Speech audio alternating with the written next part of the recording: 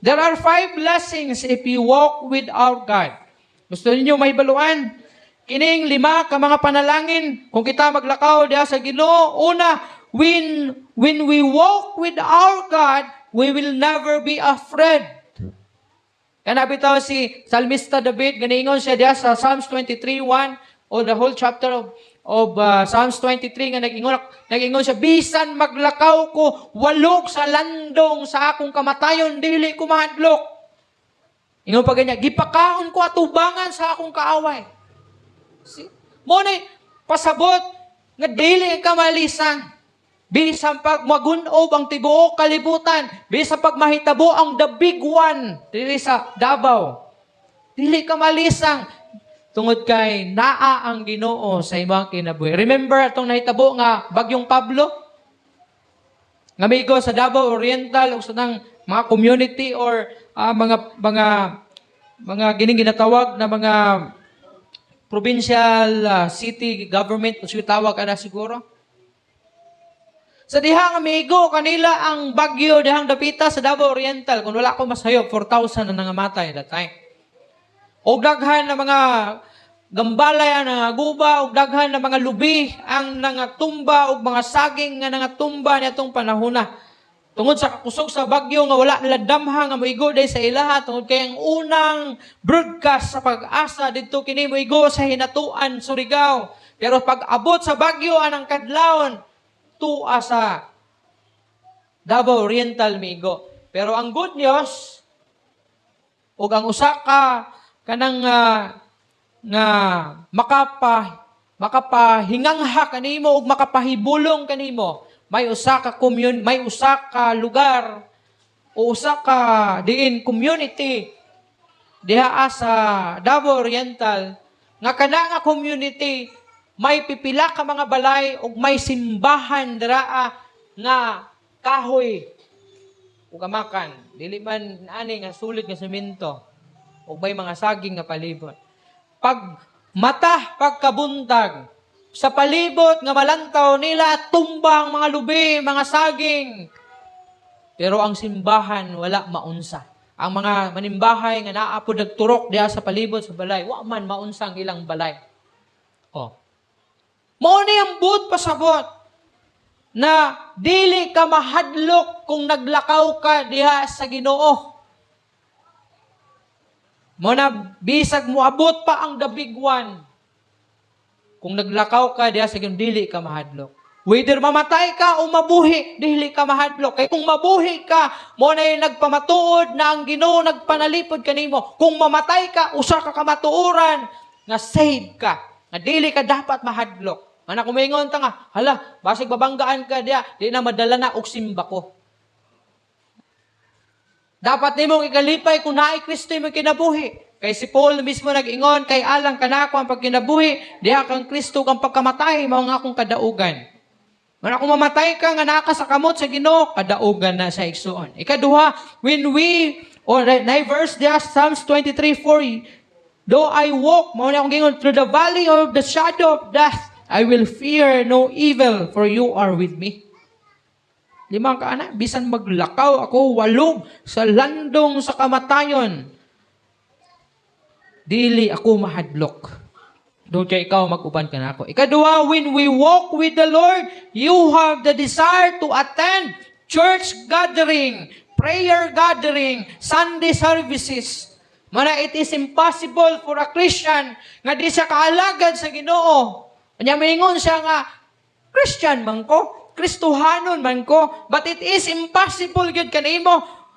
Gawas lang kung na kay mga ginabatyag, diya sa imuhang kalawasan. Pero kung panahon sa Domingo, panahon sa prayer meeting, tuwa ka sa kahilayan, tuwa ka sa kalibutan, adili siguro Kristohanon ka. Oy, kay ingon diriya, if you are really a Christian, kung Kristohanon jud ka, kung naagid si Kristo sa imong kinabuhi, naakay tinguha. You have the desire. Kung mingon tag desire, ikaw ni siya. Naninguha ka, na maka-appeal ka, maka-join ka sa kining ginatawag church gathering, like sa prayer meeting and worship service, like sa kining ginatawag nato na mga Sunday services nato. O kuban pa na mga buluhaton, kay mauni imuhang i-desire because naa si Kristo sa imuhang kinabuhi. Ha? Nga na, kumingon kang naa si Kristo sa akong kinabuhi, pero wala kag apel, hinumdumi. Si Jesus mismo nag-ingon, ngadto sa magang panon sa mga tao, ingon niya, dili ang tanan, nagtawag ka na ako, Ginoo, Ginoo. Makasulod sa kingharian sa akong amahan, kung dili kadto lang nagtuman sa kaubuton sa akong amahan, nga tuwa sa langit. So it is the will of God na ikaw mo-appeal og mga gathering sa simbahan. It is not the will of God nga dili ka mo-appeal. Mauna nga, basig mahingang hakaon niya nga, ala, init man diri ang dapita. Ha? Basig nalimot ka nga wala dahi si Kristo sa imong kinabuhi. Ang Psalms 55:14, we took sweet counsel together and walked into the house of God in company. Kinsa may gipasabot niini? Kita, mga katawhan sa Ginoo, the church. Ingon pa na, we took sweet counsel uban sa mga kaubanan diha sa balay sa Ginoo. Ikatulo, you are always enlightened. Kung naa si Kristo sa imong kinabuhi, kung ikaw maglakaw diha sa Ginoo, masinati nimo kini nga blessing. You are always enlightened. Pasabot ba? Sa Bisaya pa, kanunay kang malamdagan. Kay base ng imong hunahuna, di na maayo. Base ng imong hunahuna kay kanang wala na ang Ginoo, dira. Base naghunahuna na ka, unsao man ako pagbayad sa akong utang. Unsao man ako paglikay aning mga tawhana. Nga di unta mi makita diri sa dalan kay wa ko ikabayad. Unsao man ako pagkutlo sa akong kinabuhi. Unsao man ako nga mamingaw akong kinabuhi nga kanang makapahulay ko. Malapuno na sa mga evil thoughts ang imong hunahuna. That is why kinahanglan nimong muadto sa simbahan aron malamdagan ka sa pulong sa Ginoo. Kay basin anang Saturday nagunahuna ka nga, muadto ko sa barkada na ako, maghubog ko dito, kay para malimot ko sa kong problema. Pero gipili nimong muani sa simbahan og nalamdagan ka sa pulong sa Ginoo, di ba? O na isa sa mga panalangin na imong madawat kung naa si Kristo sa imong kinabuhi, kung ikaw maglakaw diha sa Ginoo. Ang Psalms 56:13 nag-ingon, for thou hast delivered my soul from death. Will not thou deliver my feet from falling, that I may walk before God in the light of the living. Bisan pag, pa niya, kay iya akong luwason, gikan sa pagkapukan sa akong kalag diha sa kamatayon, o iya akong luwason, iyang luwason ang akong mga tiil diha sa pagkatumba. See? Enlighten. Malamdagan ka nga dili di nimo dapat buhaton. Ikaupat, you will walk in the right path. If you walk with your God, you can walk right and exactly in the path of God. Kay kung wala ka galakaw diha sa Ginoo, ug dili ka mulakaw diha sa Ginoo, masaag ka. Manang bisag asa na lang ka paingon.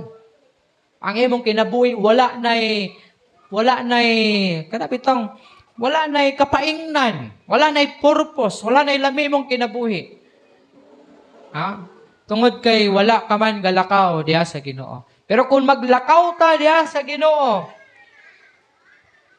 you will walk in the right path. Kana bitong footprint in the sands?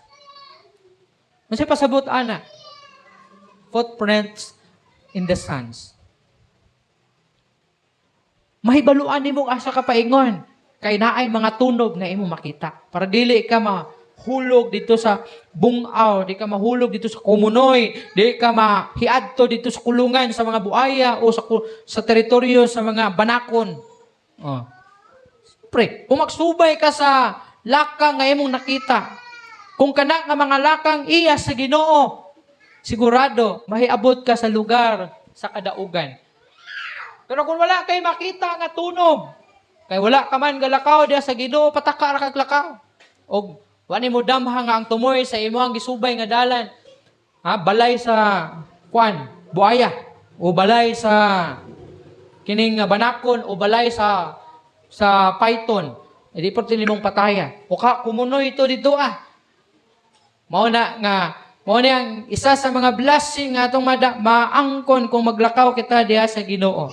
Sakto ang atong lakaw. Dili kimpang, dili baliko, dili kiang. Sakto, plastado diha sa Ginoo.